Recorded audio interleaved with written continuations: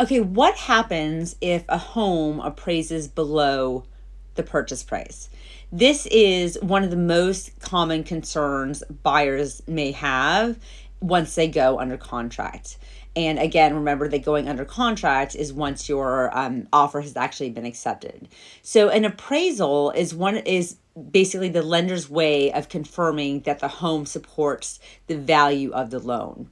So if the appraisal comes in lower than the purchase price, it can create what's called an appraisal gap. At that point, there's a few different possible paths forward.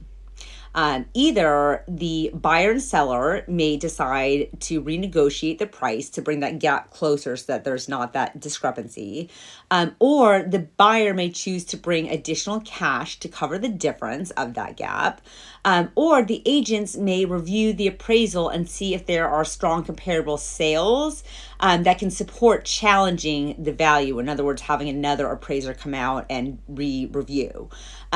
Or depending on the contract and contingencies, the buyer may have the option to cancel, and that would be based on an appraisal contingency, what's called an appraisal contingency. And so before you're submitting your offer, this is why it's so important for the realtor and you in general as a buyer to understand what the comparables, say, what they support before writing that offer, especially in a comparative market, because of that. And so a strong offer is not just about how high you go. It's about if you're taking out a loan and not paying in cash, what the appraisal will support. Because if not, you're going to have this, appraisal gap potentially.